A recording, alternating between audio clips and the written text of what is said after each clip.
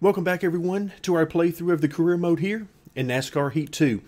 So before we get started in NASCAR Heat and worried about racing, I want to take a few moments and say a huge thank you to all of you who have reached out with the comments and the well wishes. Thank you very much. I really do appreciate it. I am very much ready to get back to recording. I'm ready to get back on my feet. We still got a ways to go before I can do that. I just went a few days ago and gave more blood than I realized I had in my body so that they could run a whole bunch of tests and hopefully help me out long term. But that's a separate issue. For now, let's focus on the racing. I'm ready to get back to some racing, but again, I wanted to take a few minutes and say a huge thank you for all of the well wishes that I have received. It is very much appreciated. Thank you. So we know next that we're headed to Texas. But before we get to Texas, we need to take a few moments because it's been a little while since we've done a video. So let's take a look at where we are in the standings. We're currently leading in the standings and we have 3 wins. So that tells us already that we're comfortably going to be in the playoffs when the time comes. So for now, what we can focus on for the rest of the season is, rather than worrying about playoffs and playoff points and all that kind of stuff, those will come as time allows and as our performance dictates. But what I'm most interested in are our finishes at places like we had at Martinsville and Phoenix, where you see a 7th at Phoenix and a 5th at Martinsville. Those are the types of finishes I like. Somewhere between 5th and about 15th is generally what I consider to be pretty good, because we can get some good racing in there and we're far enough toward the front that we feel like we're doing pretty good. But at the same time, we're not up front, we're not dominating like we did at Auto Club, where we won a very easy victory, and that's not fun. That's not what we want. So we're going to focus on trying to be somewhere between 5th and 15th, and we'll just have to see how it goes. That might be easier to do at some tracks than others. Some tracks we're simply going to be, due to the way the AI work, we're going to be faster just automatically with the types of setups that we use, and in some places we'll struggle a little bit more.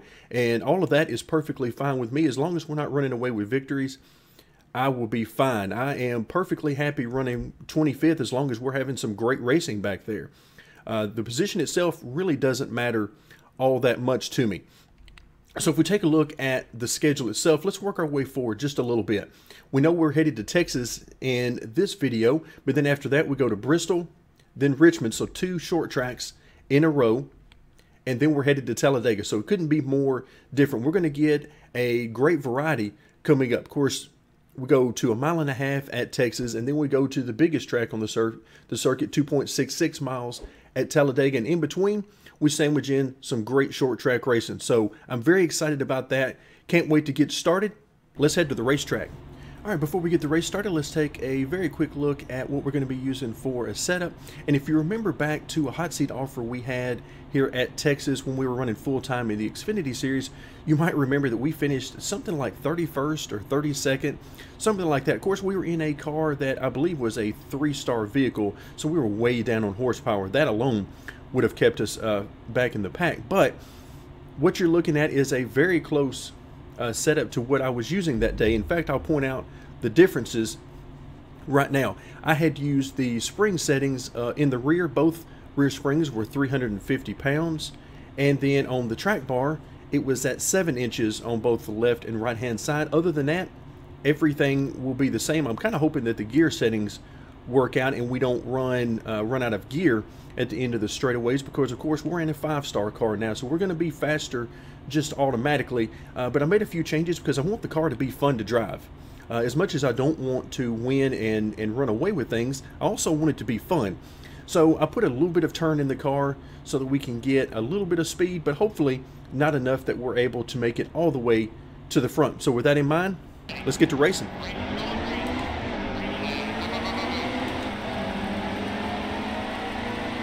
All right, we are green here in Texas, and I'm going to try to make it through the first lap or 2 without any contact. Let's give these guys some room.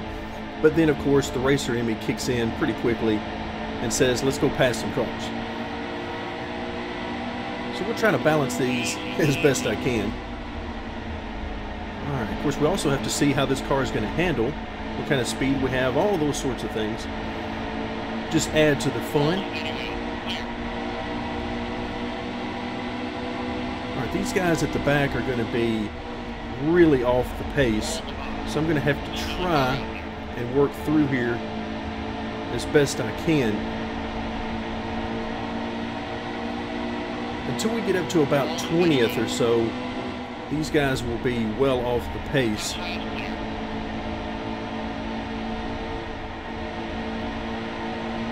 going to try to work the bottom here. The outside works perfectly fine. The problem with the outside, however, is the way the AI treats you through the tri-oval in particular. Alright, you can see we've got more than enough speed to get by these guys on the bottom at this point in the field.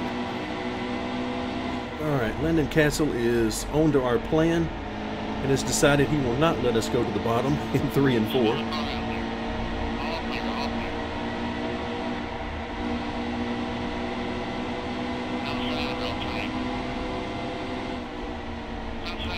Ooh, watch out there, 38. He wants to come down here badly in front of me. Already, I do not like the feel of the steering wheel. And in this case, I'm not talking about the setup itself. I'm talking about there's too much play, too much of a dead zone in the center of the steering wheel right now, and I hate the way that feels.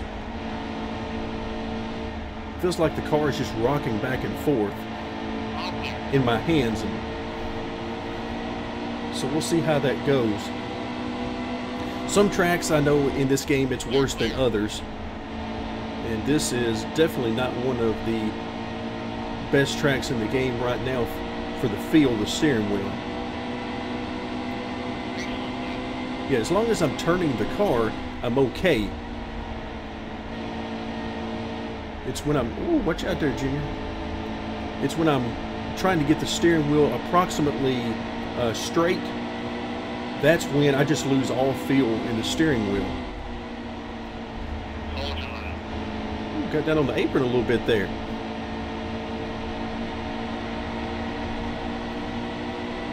Alright, so we're up to the top 20, and this is where I think the speed will pick up. Ooh, watch out, AJ. I think the speed will pick up some for the AI, and they should give us more of a challenge with this setup.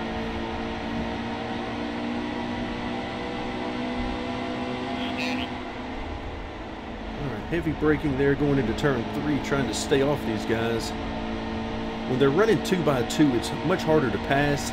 It can be done, but you have to just sort of force your way in there and get ready for some beating and banging. So I'm trying to be patient and follow these guys through, and hopefully they sort it all out. Having to feather the throttle quite a bit. See if AJ will let me in here. He does. Really expected him to cut me off there.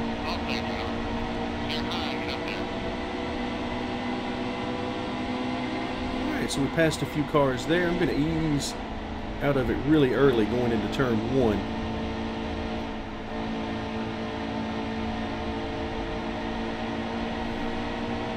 Alright, so far so good. We got 43 laps, so there's no need to hurry. These cup races are a little bit longer anyway than what we're used to, which can both be a blessing and a curse depending on how well we're running.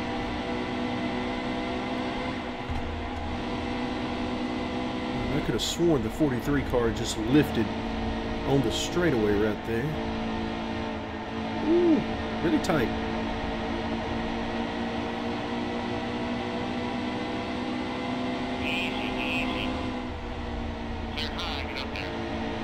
Yeah, really tight on corner entry. If I try to push the car at all, of course, again, that's by design. It's the way the car is set up to be.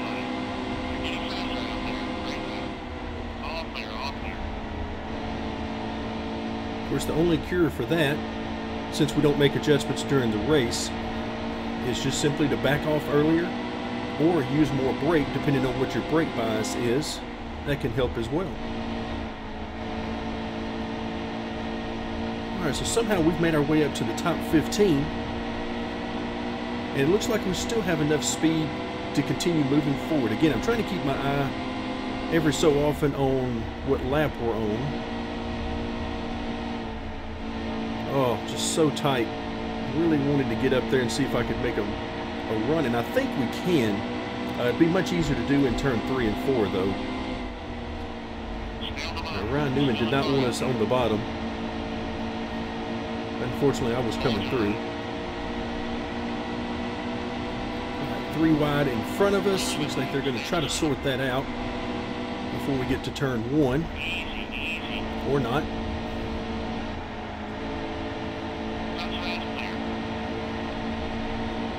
Alright, trying to give these guys all sorts of room to sort this out. We've got plenty of laps left to pass cars. But we can't pass anybody. Ooh, easy now, Casey Kane.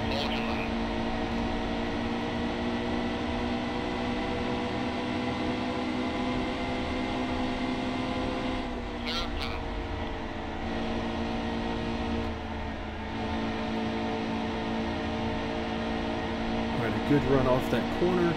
We're going to try to get to Newman's inside. Nope, he is going to block that immediately.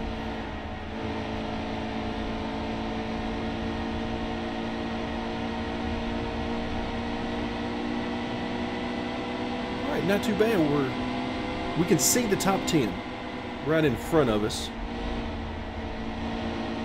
So if we're patient, we should have plenty of time to work ourselves well inside the top 10. Because we are still several laps away from halfway.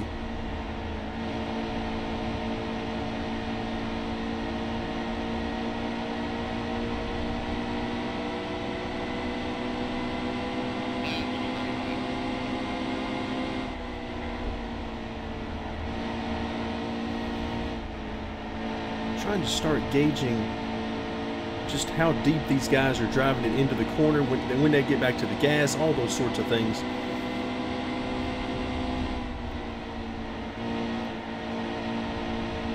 Because they're running some pretty good laps compared to me. I'm still faster, but they're running pretty good.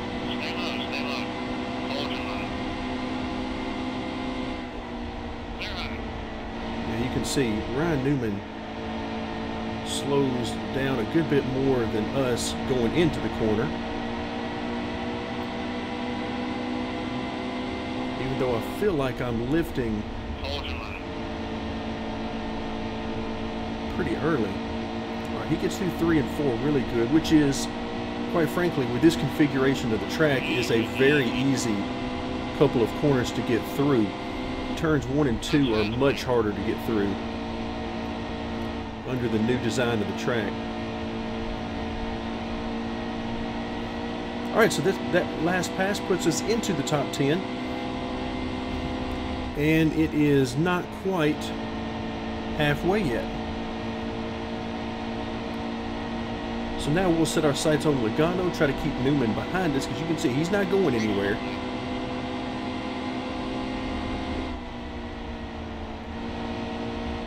We kill him down into turn 1.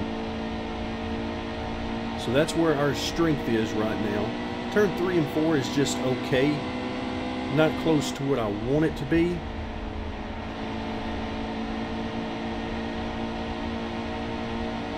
Alright, Logano, we got a nice run on him coming off the point.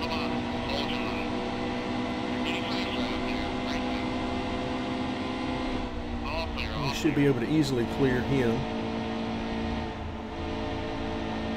Still having to pedal it through the center of 1 and 2 just because the car doesn't turn quite as much as I need it to.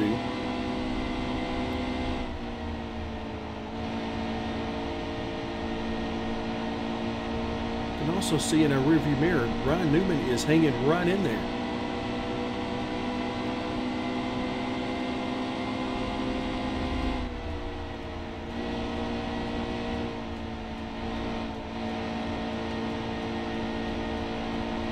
Just playing around with the throttle a little bit, trying to see how deep I can drive it into the corner, how hard I can get back to the gas, those kind of things.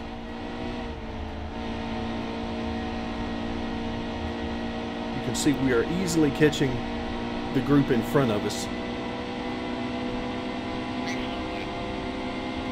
All right, we are basically at halfway now. And we are inside the top 10 with 3 more positions available immediately in front of us, and then we've got quite a bit of empty track before we would catch anybody else. Now the cars we're catching now inside the top 10 are exactly the guys you would expect to catch inside the top 10. We've got Harvick. Of course, Truex is running a little bit farther back than you would expect. Then Busch in front of him.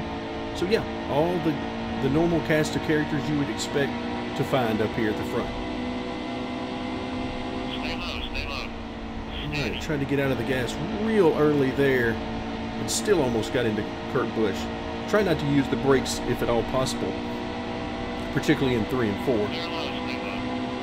Alright, great run on Kurt Busch here. Ouch! And he gave us a nice little shove.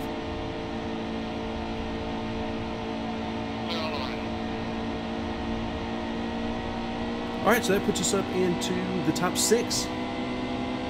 And we've got a little bit of empty track in front of us. You can't tell who that is immediately in front of us, if that's going to be for a position or if that's a lap car. But yeah, lots of empty track right now for us. Gives us an opportunity to try out some things.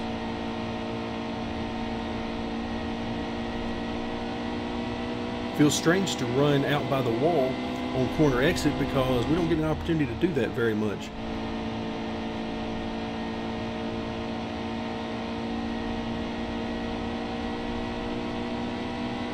Alright, that must be a lead lap car in front of us because while we're catching them, we're not catching them all that quickly. So if it's a lap car, and they are running pretty quick, it almost looks like Kyle Busch is in front of us.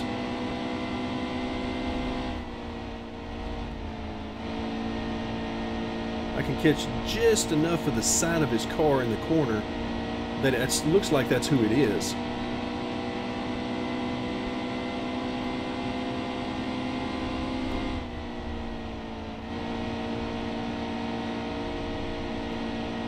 See if I can keep my foot in it here. Off the corner, I can. All right, not bad. Under normal conditions, not something I would want to do because it's pushing really hard on the right front tire. The car is really tight trying to do that, but if I run the corner just right, it is good to know that I don't necessarily have to breathe the car in the center of the corner in order to get it to turn. This is where if there were tire wear in the game to any significant degree, then that would come back to haunt you because you would burn the right front right off this car.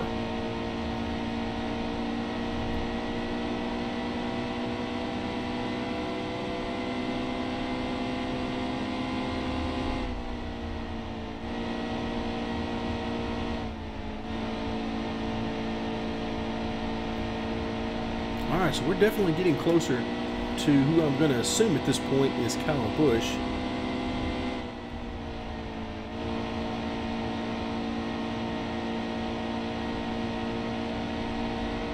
And then there is a bunch of cars right in front. Looks like about 4 or 5 cars.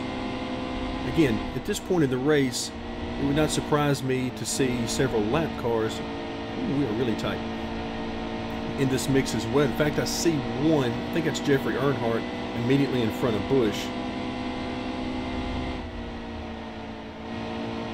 who I believe we started right next to on the grid.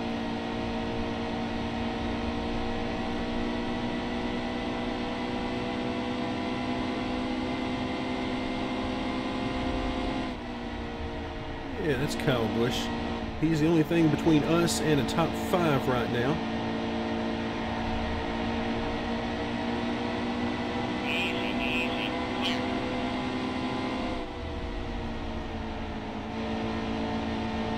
Another lap car immediately in front. We'll see how this all works out. I'll try to slide to the inside. All right, so that worked out.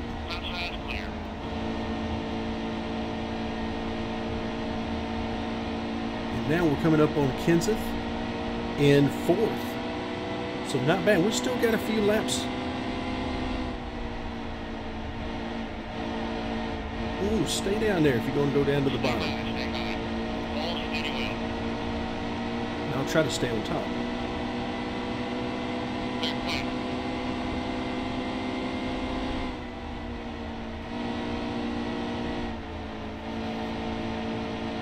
Alright, so we're closing in on Kenseth, trying to get a glimpse of who is in front of him to see how much time we're going to have.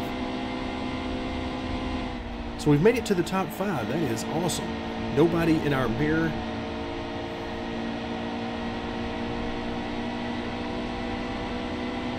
Alright, yep, this is going to be a mess.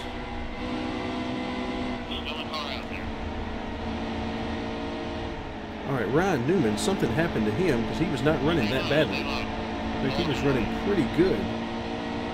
But now somehow he's found his way back to 40th.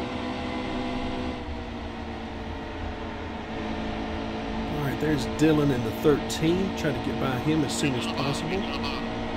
So Ryan Newman will not be easy to pass, I'm guessing, because again, he had plenty of speed. Try to get by Newman coming off of turn 2 if possible. You can see he floats it up the track. Still carried a good bit of speed though.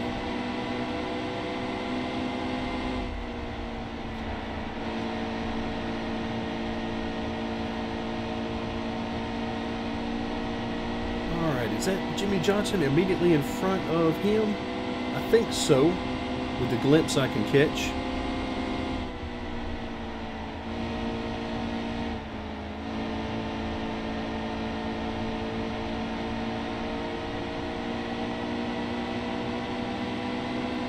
Alright, so once again, Newman earns his reputation as the most difficult guy to pass in NASCAR. We'll try to pin him down against the 7 car.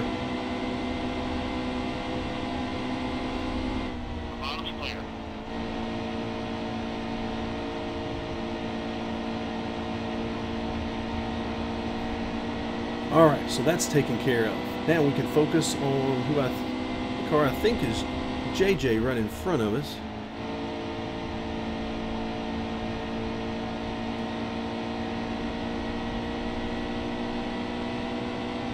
We still got a few laps to get there. We got 6 more laps to see if we can do anything with him and try to get on that podium.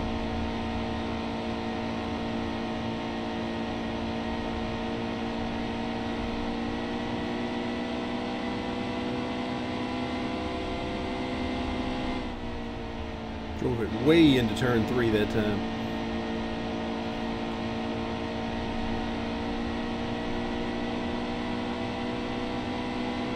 He's running some good laps. I think I'm going to get to him. The question is when. If he gets stuck behind this lap car for very long, we'll catch him in a hurry. And that's exactly what's happening to him.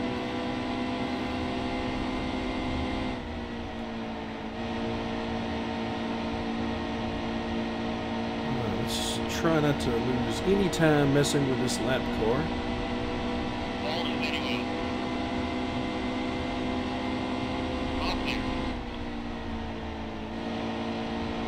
Alright, not too bad.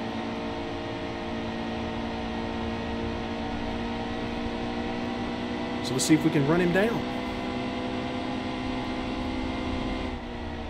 Way into turn 3.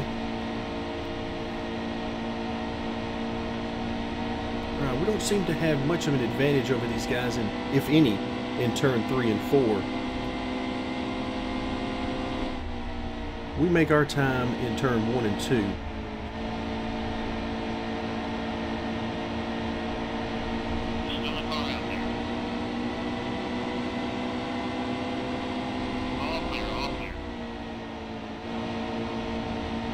Let's see if we can dispose of Boyer. Trying to give him plenty of room. Alright, there we go. We're now up to third, and I'm trying to look and see who might be in second. I think I see Kyle Larson up there. I'm kind of hoping he's actually the leader, and that he's fighting with somebody for second, but I'm not sure that is actually the case. Right, we're going to sail it through here as quick as we can. Alright, last lap.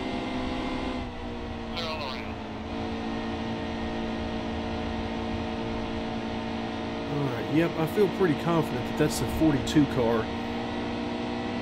And it looks like he's fighting with somebody, and I don't think that's going to be a lap car. My guess is that's Keselowski up there, but we're going to run out of time to get there and find out. But they're having a heck of a race for the win if that's what's going on. Wow. That was we had a nice front row seat for that.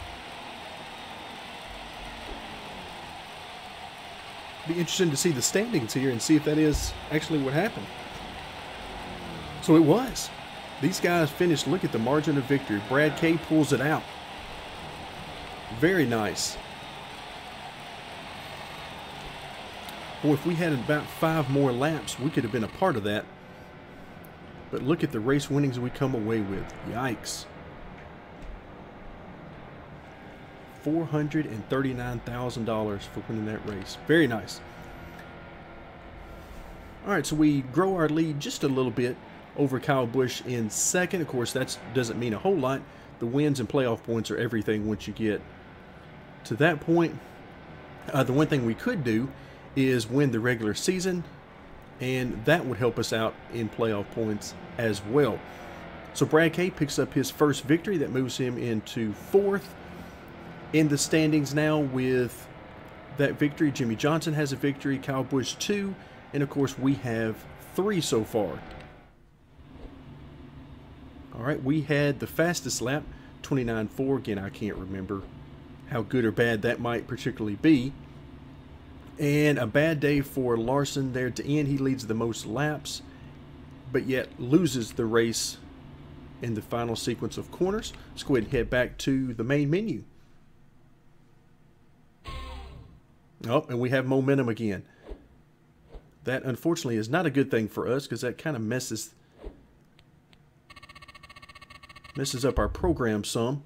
Oh, now we got a message from Michael McDowell. Let's see what he's got to say.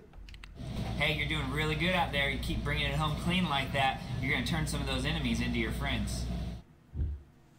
Thank you, Mr. McDowell. We don't have any enemies right now. We do have a few people that are neutral, I think, but no enemies, no rivals as it stands right now. But having said that, next up is Bristol, and if there's a good place to get rivals, it's Martinsville and Bristol. But of course, that'll be in our next video. For now, thank you very much for joining me, and stay tuned for more NASCAR Heat 2.